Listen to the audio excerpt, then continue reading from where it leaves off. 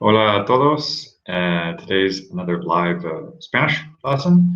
So last week we were looking at some of the present tense verbs for like the AR verbs, ER verbs, IR verbs, and today we're going to look at them in the past tense with the pretérito, and that's the kind of simple tense, meaning it is just one word. You don't need a composed tense of like a auxiliary verb and a past participle. That would be the case for like French or Italian or German. This is just a kind of a one word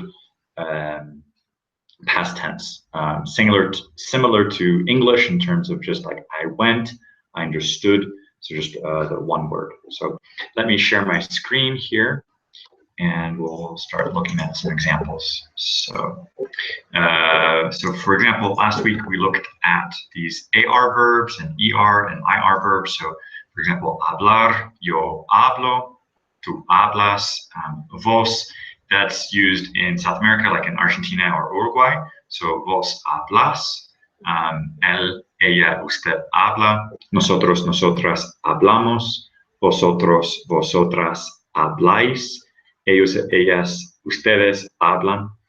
And then the ER verbs, for example, correr and entender.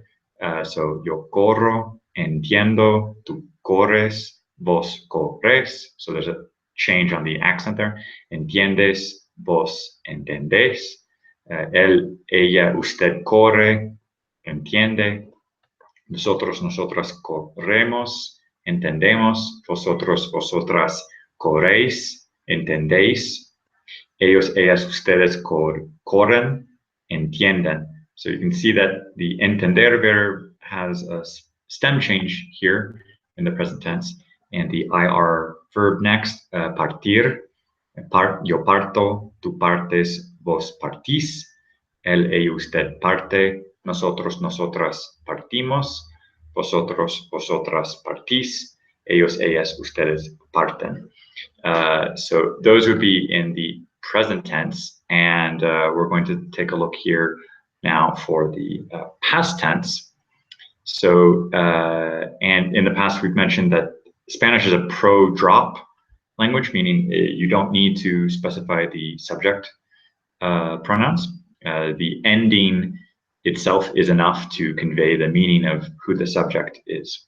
Okay, so in the past tense, we're changing the last letter or last couple letters after the stem. So in this case, hablar, the stem is H-A-B-L, and we're changing the last letter to E with an accent. So we have hablé, yo hablé. So that's I spoke. And then tú and vos, there's no change here. Hablaste, él, ella, usted habló, nosotros, nosotras hablamos, vosotros, vosotras hablasteis, ellos, ellas, ustedes hablaron. Now, notice that in this third person singular, it's habló with an accent on the O. Now, if you go back to the present tense, you'll notice that if you take off the accent on the O, you will get the first person singular, I speak. So let me just scroll back up here. So yo hablo means I speak. And in the past tense here, él, ella, usted habló, and with that accent on this O, is he, she, you formal spoke. So it's really important that you practice this shift in word stress. An example in English would be things like desert, dessert, present, present, export, export.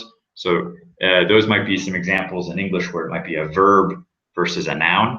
But in this case, in Spanish, you will get a difference between, for these AR verbs, you'll get a difference between I in the present tense do a verb, do an action, versus he, she, you formal did that action in the past tense. You'll also notice that this form, hablamos, is exactly the same spelling and the same pronunciation as in the present tense. So it's really just the context that will determine if you're talking in the present tense or in the past tense. So you need to have some kind of time expression that will help you determine that. Otherwise, just the conjugation itself may not be enough to know if it's present or past. Next on here, we have these ER verbs like correr, entender.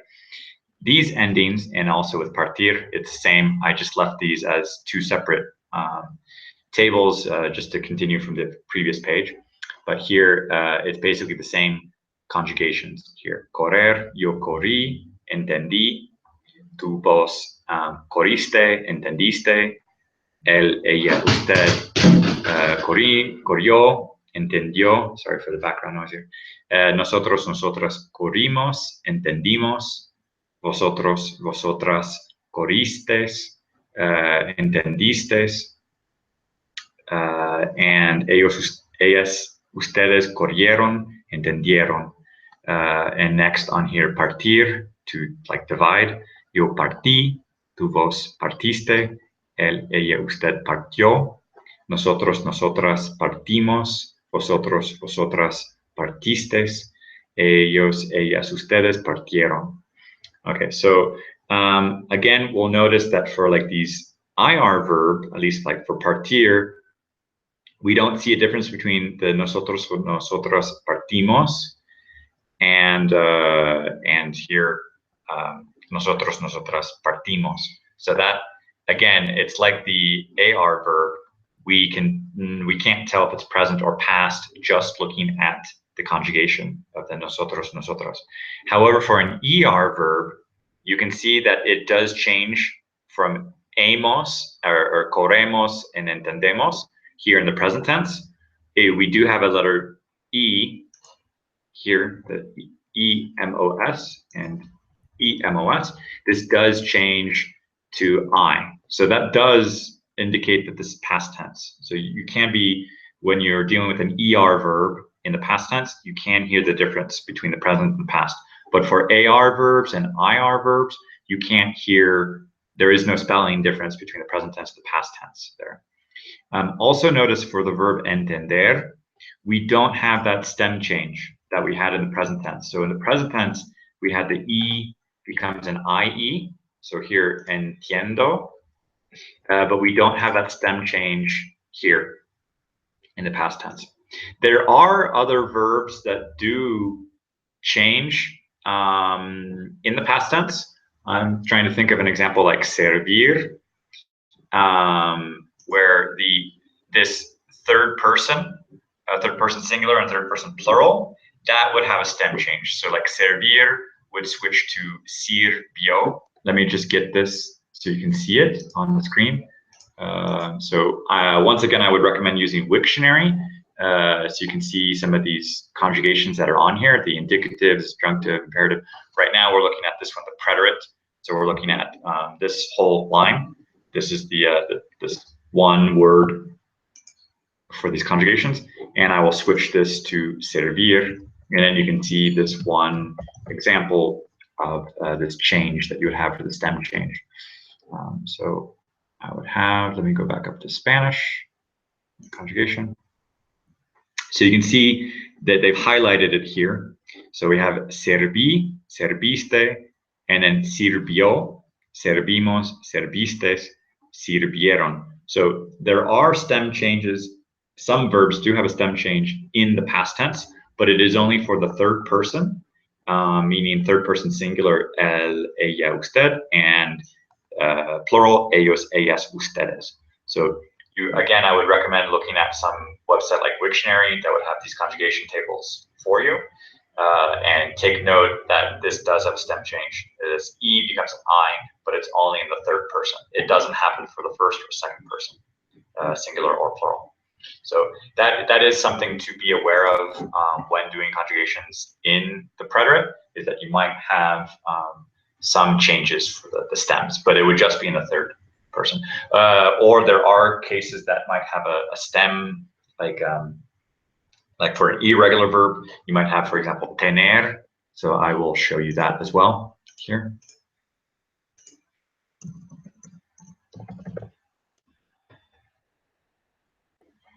And I will put this, where is it, for Spanish? Okay, here, the conjugation. and it's like this whole irregular form here. So this is these other stems, it's ten, T-E-N, but in the past for tener, it's T-U-V, and then this conjugates like it's just highly irregular. So tuve, tuviste, tuvo, tuvimos, tuvistes, tuvieron. And right now, my son, he's 4 years old, and he conjugates a lot of these irregular verbs as regular verbs. So he will tell me things like if it was poner, which also has a different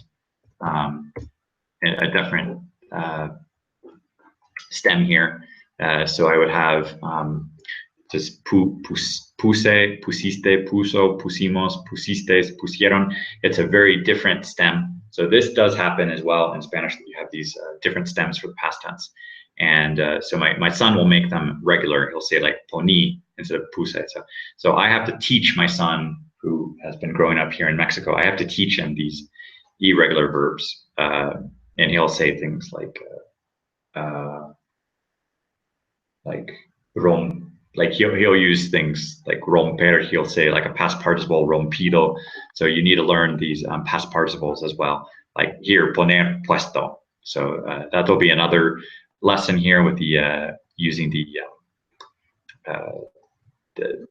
for the composed tense in here, but that'll be it for another case. But so and making these questions or statements, we have just like hablé bien, no hablé bien, hablaste bien. So just we put the no here, and we don't really change any word order, just to have that there. And so entendí bien, no entendí bien, entendiste bien. So for those questions. So we just have those endings that you need to practice with and be aware with. And for irregular verbs, you may have an irregular stem, and for some, you might just have a change of one letter, but you do need to look in the dictionary to kind of check what the past tense is. There are regular verbs that they do exist, but you also need to memorize some of these irregular ones. Okay, so that's it for today, and next week we will look at some of like the future, kind of a near future. So we'll be using things with like the verb ir to say I'm going to do something, and also a kind of a simple future of just I will do something. So we'll look at that for next time. But if you like these videos, please like, share, comment. And again, if you have any comments on my pronunciation, I know I'm not a native speaker, but I've been speaking Spanish now for about 21 years and been living in Mexico for 8 years. But I know you want to listen to a native speaker for the pronunciation, so I will produce more materials working with native speakers to get their input. But thank you very much for watching, and there'll be more content coming next week. So have a good day. Bye.